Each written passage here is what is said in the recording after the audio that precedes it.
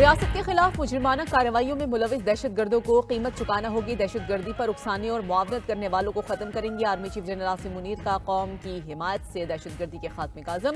سپہ سالار کا جنوبی وزیرستان کے علاقے وانا کا دورہ۔ آرمی چیف کو انسداد دہشت گردی آپریشن پر بریفنگ۔ آرمی چیف کی جوانوں سے ملاقات، بلند حوصلے کو سراہا۔ جنرل عاصم منیر نے کہا کہ شہدائے پاکستان کا فخر ہیں، ان کی قربانیوں کو کبھی فراموش نہیں کیا جا سکتا۔ ملک میں پائیدار امن و استحکام یقینی بنائیں گے۔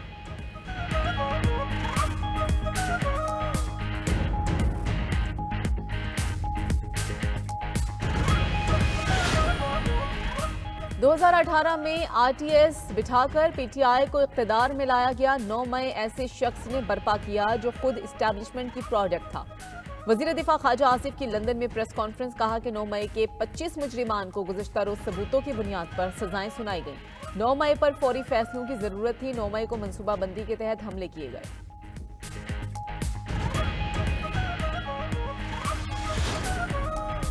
حکومت اور پی ٹی آئی کے درمیان برف پگھلنے لگی۔ وزیر اعظم نے اسپیکر ایاز صادق کی تجویز پر مذاکراتی کمیٹی بنا دی۔ اسپیکر نے دونوں کمیٹیوں کو کل دن 11:30 بجے ملاقات کی دعوت بھی دے دی۔ کہا بات چیت اور مکالمے سے ہی آگے بڑھا جا سکتا ہے۔ پی ٹی آئی نے اسپیکر کی دعوت قبول کی۔ کل مذاکراتی کمیٹی اجلاس میں شرکت کرے گی۔ حکومتی کمیٹی کی تشکیل پر پی ٹی آئی نے سول نافرمانی کی تحریک بھی روک دی۔ حکومت سے مذاکرات کے لیے مطالبات کا ڈرافٹ بھی تیار۔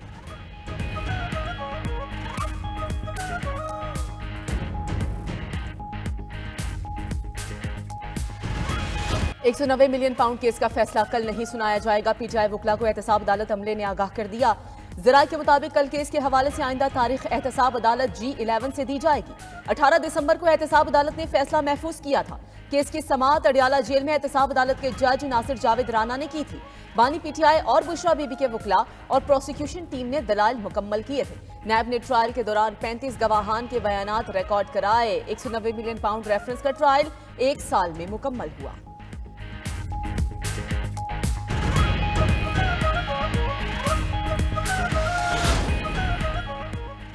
بانی پی ٹی آئی کی رہائی مذاکرات کے ایجنڈے میں شامل نہیں ہوگی۔ وزیر اعظم کے مشیر بیرسٹر عقیل کہتے ہیں اگر کوئی سمجھ رہا ہے کہ مذاکرات کی آڑ میں ڈیل یا ڈھیل ملے گی تو یہ ان کی غلط فہمی ہے۔ مذاکرات میں کہیں نہیں لکھا کہ آپ کو عام معافی دی جائے گی۔ وزیر اطلاعات عطا طارق نے کارکنوں سے خطاب کرتے ہوئے کہا 9 مئی کے ماسٹر مائنڈ کو ضرور سزا ہوگی۔ ملک میں سیاسی دہشت گردی نہیں چل سکتی۔ جن کو کل سزائیں سنائی گئیں انہوں نے شہداء کی یادگاروں کو جلایا۔ وفاقی وزیر رانا تنویر حسین نے کہا بانی پی ٹی آئی کا کیس ملٹری کورٹ میں جانا چاہیے۔ 9 مئی کیسز کا فیصلہ بہت پہلے ہو جانا چاہیے تھا۔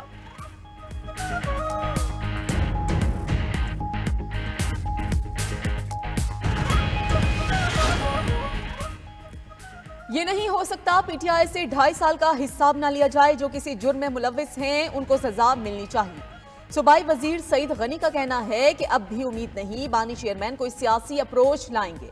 جماعت اسلامی نے احتجاج کی آڑ میں شہر کا ٹریفک تہس نہس کر دیا۔ زراعت متاثر ہونے سے سندھ نہیں پورا پاکستان متاثر ہوگا۔ ملک میں پانی کی تقسیم کا آئینی اور قانونی طریقہ کار موجود ہے۔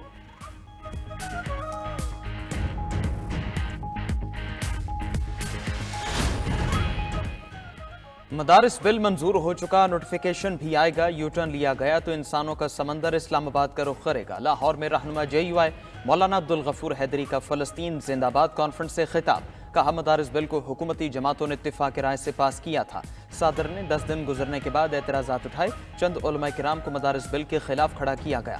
اب اتفاق رائے سے ہمارے موقف کو تسلیم کیا گیا۔ بلوچستان اور خیبر پختونخوا جل رہے ہیں۔ حکومتی رٹ کہاں ہے؟ پاکستان کہاں کی جا رہا ہے؟ وسائل پر اپنا حق جتلانا غداری نہیں ہے۔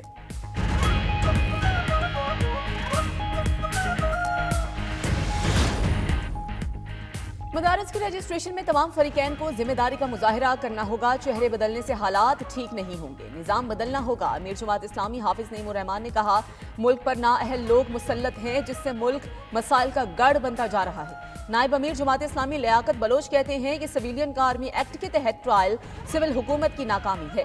عوام کے ووٹ کی عزت نہ ہو تو عدم استحکام بڑھتا ہے۔ اتحاد تنظیمات مدارس کے مطالبات پر اتفاق اچھا فیصلہ ہوگا۔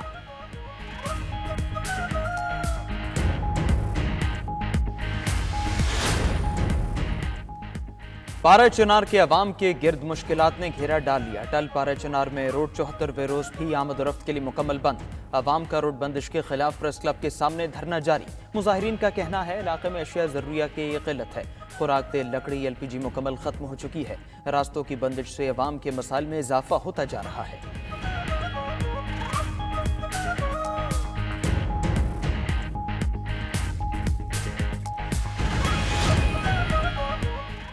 خیبر پختونخوا حکومت نے کرم میں آمد و رفت کی مشکل کا حل نکال لیا۔ وزیر اعلیٰ علی امین گنڈاپور کی ہدایت پر ضلع کرم کے لیے ہیلی کاپٹر سروس شروع۔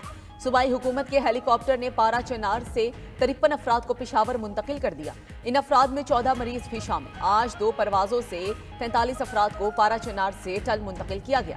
آج مجموعی طور پر 100 سے زائد افراد کو منتقل کیا جائے گا۔ ہیلی کاپٹر کے ذریعے اب تک 6 کروڑ روپے مالیت کی ادویات پارا چنار پہنچائی جا چکی ہیں۔ علی امین گنڈاپور کہتے ہیں کہ کرم کے عوام کو درپیش مسائل کا بخوبی احساس ہے۔ علاقے میں پائیدار امن کے لیے اقدامات کیے جا رہے ہیں۔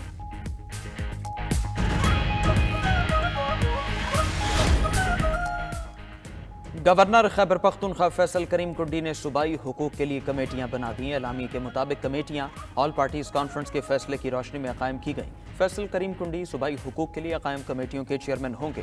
سیاسی کمیٹی 11 ارکان پر مشتمل ہے۔ امیر مقام سکندر شیرپاؤ، مولانا طاہر الرحمان میاں افتخار کمیٹی میں شامل۔ پرویز خٹک، شوکت اللہ خان بھی گورنر خیبر پختونخوا کی سیاسی کمیٹی میں شامل۔ سیاسی کمیٹی سیاسی جماعتوں کے ساتھ رابطوں کی روشنی میں سفارشات تیار کرے گی۔ گورنر KP نے تکنیکی امور کے لیے بھی 12 رکنی کمیٹیاں قائم کر دی۔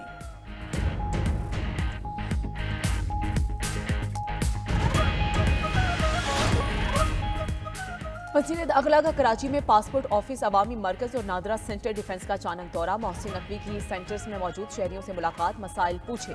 لوگوں نے پاسپورٹ اور شناختی کارڈز بنوانے کے نظام کو سراہا۔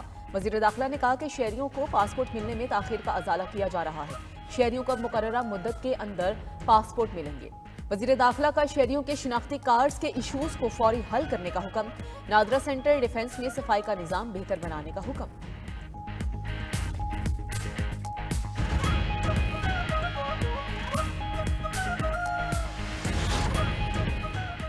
ملک بھر میں سلو انٹرنیٹ کا بحران برقرار۔ آن لائن کام بری طرح متاثر۔ فیصل آباد میں سلو انٹرنیٹ کی وجہ سے ہفتوں کا کام مہینوں میں جا پہنچا۔ صارفین کا کہنا ہے انٹرنیٹ سروس سلو ہونے سے آرڈر وقت پر ڈیلیور نہیں ہو پا رہے۔ آن لائن تعلیم حاصل کرنے والے طلبہ کا کہنا ہے انٹرنیٹ کی سست رفتاری سے بہت نقصان اٹھانا پڑ رہا ہے۔ جھنگ میں بھی انٹرنیٹ سروس سلو ہونے سے کاروبار متاثر۔ شہریوں نے حکومت سے جلد انٹرنیٹ مسائل حل کرنے کا مطالبہ کر دیا۔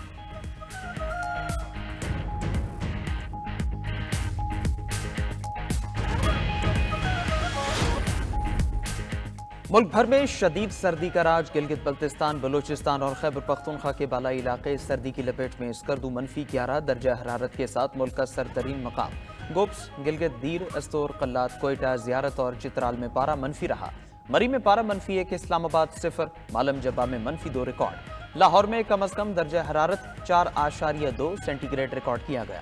بالائی علاقوں میں ہلکی بارش کے ساتھ برف باری متوقع۔ پنجاب اور سندھ کے میدانی علاقے رات اور صبح کے اوقات میں دھند کی لپیٹ میں رہے۔ شام کی عبوری حکومت نے اہم عہدوں پر مزید تقرریاں کر دیں۔ حیات تحریل الشام کے رہنما ابو قصرہ عبوری حکومت کے وزیر دفاع مقرر۔